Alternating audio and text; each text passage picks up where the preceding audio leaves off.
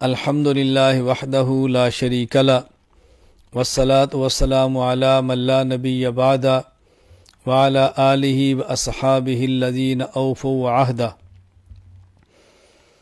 الحمد للہ دارالعلوم دیوبند سے وابستہ افراد اور بالخصوص دارالعلوم دیوبند کے تربیت یافتہ افراد، خصوصاً دارالعلوم دیوبند کے پہلے صدر مدرس شیخ الہند مولانا محمود حسن دیوبندی نور اللہ مرقدہ کے تلامذہ، شاگرد اور تیار کردہ افراد نے علمی، اصلاحی، دعوتی خدمات وہ سر انجام دی ہیں کہ ایک زمانہ گزر گیا اور انشاءاللہ قیامت تک ان خدمات کو یاد رکھا جائے گا۔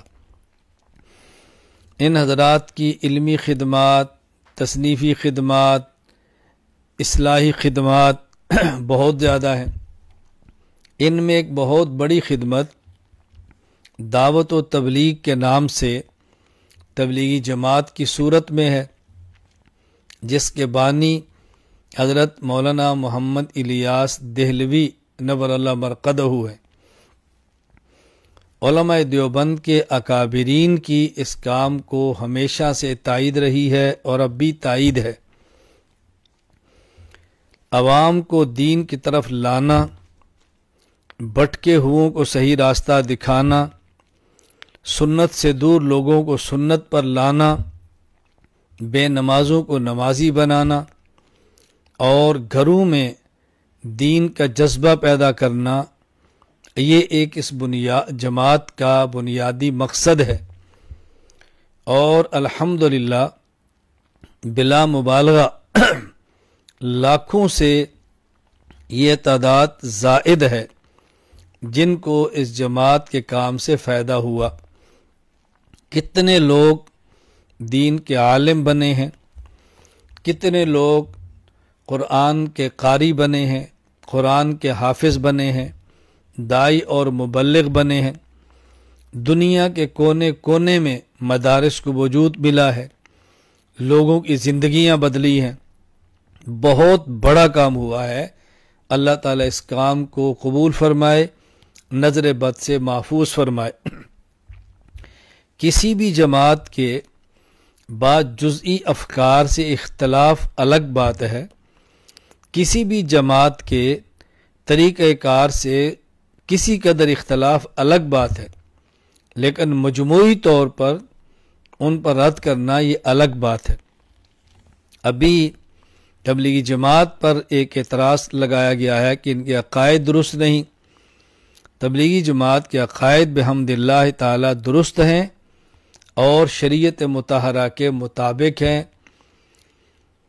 شرک سے بری ہیں، کفر سے پاک ہیں، بدعات سے اجتناب ہے۔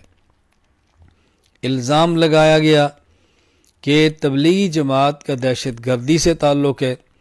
تبلیغی جماعت کا دور دور دہشت گردی سے تعلق نہیں ہے۔ تبلیغی جماعت تو امن کی دعوت دائی ہے، سلامتی کی دائی ہے، فرقہ واریت سے پاک ماحول کی دائی ہے۔ تبلیغی جماعت تو بلا شک و شبہ ان معاملات سے نہایت دور ہے۔ دہشت گردی سے اس جماعت کا کوئی تعلق نہیں۔ میں پوری دنیا میں تبلیغ سے وابستہ افراد کی خدمت میں گزارش کروں گا، آپ اخلاص کے ساتھ، للہیت کے ساتھ، اپنے اکابرین کے ساتھ وابستہ رہ کے دعوت اور تبلیغ کا کام جاری رکھیں۔ مخالفانہ پروپیگنڈے سے آپ پریشان نہ ہوں اور ایسی فضا میں قطعاً سلامتی کا راستہ نہ چھوڑیں، بلکہ اپنے اعمال کو، اپنے معمولات کو جاری اور ساری رکھیں۔ میں گزارش کروں گا علماء کرام سے، اگر تبلیغی جماعت کے کسی فرد میں کوتاہی اور غلطی دیکھیں اس کی اصلاح فرمائیں، اس فرد کو تنبیہ کریں، آپ اس کو سمجھائیں، لیکن کلی طور پر جماعت کے کام سے لا تعلقی نہ کریں، کلی طور پر جماعت کے کام کو مسترد نہ کریں، اس کام کی محنت سے بحمد اللہ تعالی بہت بڑی تعداد کفار کی مسلمان بنی ہے اور مشرکین کی موحد بنے ہیں، مبتدع اہل و سنت بنے ہیں، دین سے دور لوگ دین پر آئے ہیں، مدارس آباد ہوئے ہیں۔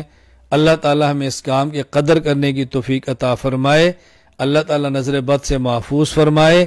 ہمیں اس کام کی قدر کرنی چاہیے، کام کرنے والوں کی حوصلہ افزائی کرنی چاہیے، ان میں جو کمزوریاں اور کوتاہیاں ہیں اس پہ ان کو اصلاح کرنی چاہیے، تنبیہ کرنی چاہیے، اور کام کرنے والے اگر اپنی غلطی اپنے بزرگوں سے سنیں تو اس کی اصلاح کریں، اپنی اصلاح کریں، تربیت کا خیال کریں، ان ماحول کا بہت زیادہ خیال کریں۔ میں تبلیغی جماعت کے احباب سے بھی گزارش کروں گا کہ دارالعلوم دیوبند مرکز ہے، اس سے وابستہ رہیں، ان کی ہدایات پر عمل کریں۔ اگر وہ کوئی بات آپ کو اصلاح کے لیے سمجھائیں اس پہ غور فرمائیں۔ ہمارے بڑے ہیں، ہمیں بڑوں کے ساتھ رہ کر دین کا کام کرنا ہے۔ اگر ہمارے بڑے کوئی بات ہمیں سمجھائیں ہمیں سمجھنی چاہیے، ان کا شکریہ ادا کرنا چاہیے، ان کی نصیحت کو قبول کرنا چاہیے۔ بڑے ڈانٹ بھی دیں تو ڈانٹ کو سن لینا چاہیے اور اس پہ خوش ہونا چاہیے کہ کوئی ہمارا بڑا ہمارے سر پہ موجود ہے جو ہمیں ڈانٹتا ہے اور ہمیں سمجھاتا ہے۔ اللہ تعالیٰ میں کام کی قدر کرنے کی توفیق عطا فرمائے۔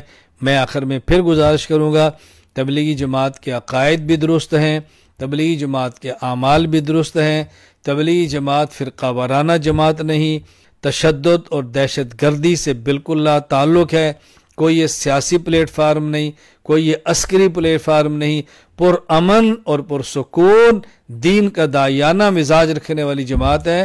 ہم ان کے ساتھ ہیں، ہم تائید کرتے ہیں، کمیوں کوتاہیوں سے دوری کی کوشش کریں گے، پہلے بھی کی تھی اب بھی کریں گے۔ اللہ تعالی ہم سب کو دین کی خدمت دینے کی توفیق عطا فرمائے، مقبول خدمت کرنے کی توفیق عطا فرمائے۔